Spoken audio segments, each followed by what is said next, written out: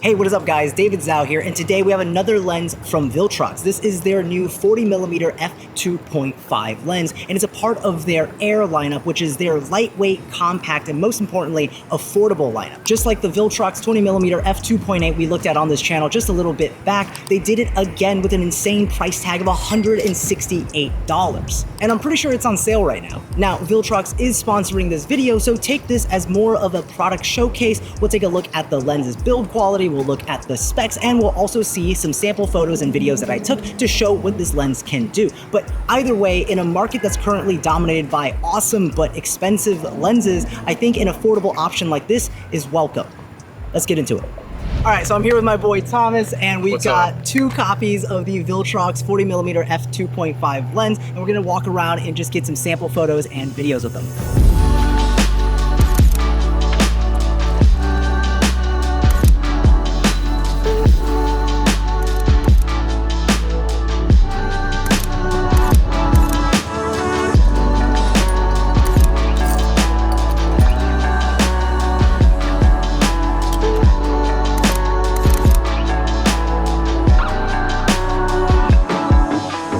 Now, let's talk about image quality, and we'll start off with the good old sharpness test. Surprisingly, for such a cheap lens, corner-to-corner sharpness performance on this lens is really good. Wide open, if you can call it that, at f2.5 produces incredibly sharp results from the centers, which you'd expect, and even out to the corners. That's a huge positive coming out of a budget lens. Another positive is that the physical distortion control on this lens looks to be pretty solid. I don't really see any kind of barrel or pincushion distortion when looking at these test chart shots, and even in real life examples, lines seem to be straight all throughout the image. One negative I see though, if we flip back and forth between f2.5 and f4, we can see that there is a surprising amount of vignetting happening when wide open at f2.5, which, like I joked before, f2.5 isn't that wide of an aperture, so I'm a little surprised to see this artifact popping up. Bokeh is another topic I'm super interested in, and I know that it only opens up to f2.5, but I'm still curious, is the bokeh creamy or is it busy looking? First of all, as expected, at only f2.5, you're not going to get extremely creamy backgrounds, but at closer focus, you definitely get some nice subject separation.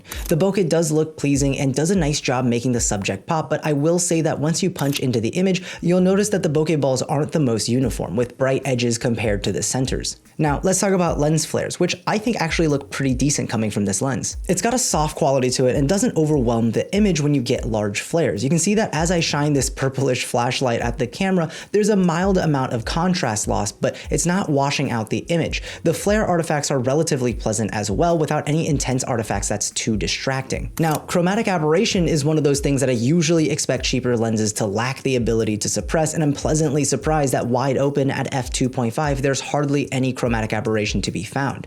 As we stop down to f4 and then subsequently to f5.6, we continue to see that any signs of chromatic aberration that might have been there begins to disappear entirely. In real world examples as well, I had a hard time seeing any chromatic aberration artifacts appear in my videos and photos that I took. Overall, the image quality coming out of this lens at $168 is quite remarkable. The sharpness is really sharp, and there's really a lack of most artifacts that you'd find in budget lenses like this. Chromatic aberration is well controlled, distortion is well controlled. I mean, the only thing that really stood out to me was that there was a decent amount of vignetting wide open at f2.5. Now, let's talk about autofocus. Like I always say, when it comes to third-party lenses, this is the part where I'm usually very critical about, because usually third-party lenses have worse performing autofocus when compared to first-party options. I tested the autofocus performance by tracking me walking in a backlit scenario, and the lens kept up with ease. Even running, it seemed to do a pretty good job of keeping up with me. While not every frame might be in focus, the overall way it transitions is really smooth and non-distracting. And I did the same test while being front lit to give the camera the best chance at tracking autofocus, and this is how it did. When I walked towards the camera, the focus stuck on me incredibly well, and more importantly, the transition of the focus as it pulls was very smooth and didn't feel jumpy. And again, I did a running test, and we see the same solid performance we saw in the backlit scenario. All right, so I'm gonna shoot a little bit more test footage with the Viltrox 40mm f2.5, and I feel like I want to take this opportunity to just like talk to you guys. I guess I kind of just wanted to fill you guys in on like what's going on in my life right now. If you've been following on social media, about 2 months ago, my mom started feeling like not well, so we started getting to like doctor's appointments and stuff like that. She had a really bad cough and she was in a lot of pain, and at some point she had to go to the ER, and while we were there, she got the diagnosis that she has stage 4 lung cancer, which was obviously devastating. And it sucked that we learned that news while we were in the hospital, and while she was still feeling like a ton of pain, and she was on a ton of pain medication just to like make it manageable. And that was about like a month ago.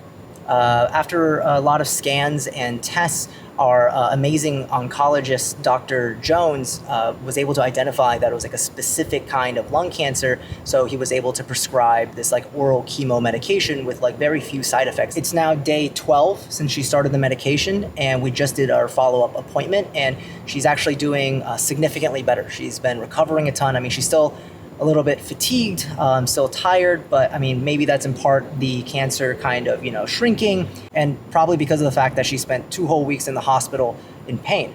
But good news, she's doing a lot better now. And for those of you following along on like social media and stuff, and you heard about this and sent your well wishes and all of that, thank you so much. Another big life update, and on a lighter note than before, I got a new car. If you guys have been around for a while, you'll know 𝗙𝗪𝗟𝗡. Absolutely love that car, but her time finally came, so I traded her in, and thanks to the EV tax credit, I got a brand new car out the door for $4,500. That's it.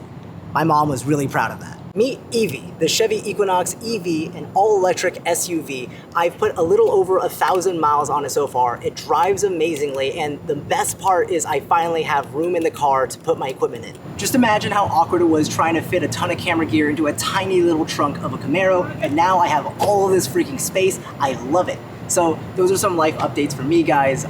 Some bad, obviously, but also some good. And as corny as it sounds, it's just reminding me that life's gonna throw punches at you, and you just have to learn how to roll with it, and you're gonna get through it. And actually, how are you guys doing? Let me know in the comment section down below. I hope you guys are having a good end to your year.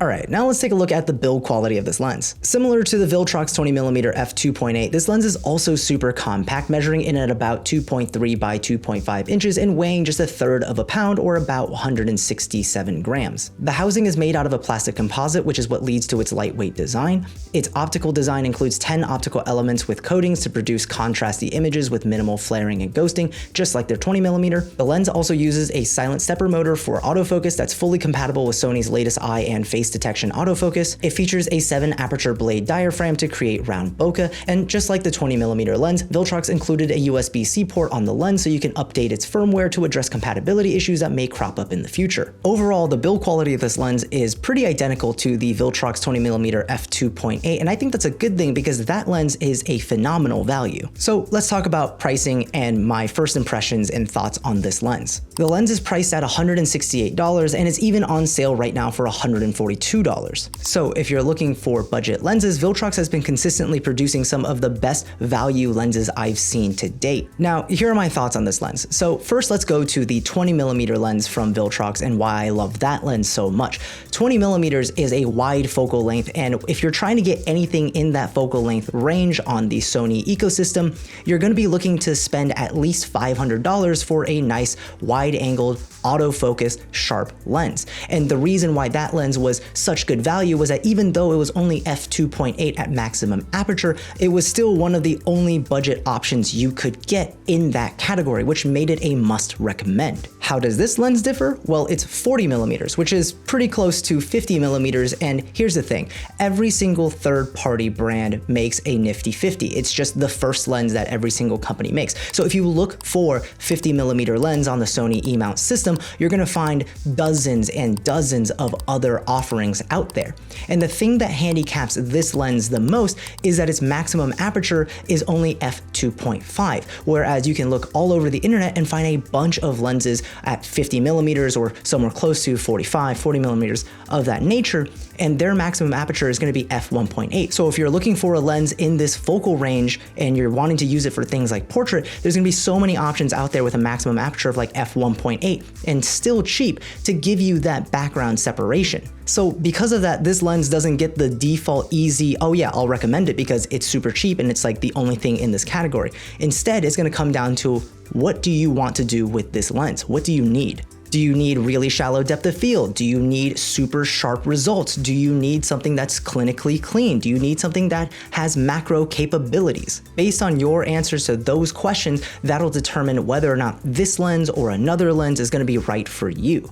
But here's what I can say about this lens. This lens is so clean. Like, the result you get out of it has so few distortions, and at f2.5, I think it probably beats out most of the other third-party options around the same price point. The image quality just genuinely looks so freaking good. It's honestly kind of rare to see such good optical design in such a budget space. So if your main concern is you're looking for a clean image, a sharp image, and you're okay with the fact that the max aperture is f2.5, then I highly recommend this lens. What I am interested in seeing is where Viltrox goes with this Air lineup, because if they continue to make these budget options across the focal length range, then I think that this might be one of the best options out there to build out a full focal length collection at a very budget-friendly price with really good results. If you're interested in checking out this lens, I'll have links in the description down below. And if you want to save 8% off going through Viltrox's website, I also have a discount code down there as well. All right, that's it for this one. If you enjoyed this video, make sure to hit that like and subscribe button for more content on the latest camera gear. And let me know in the comment section down below on what you think of this lens. And as always, I will see you in the next one. Peace.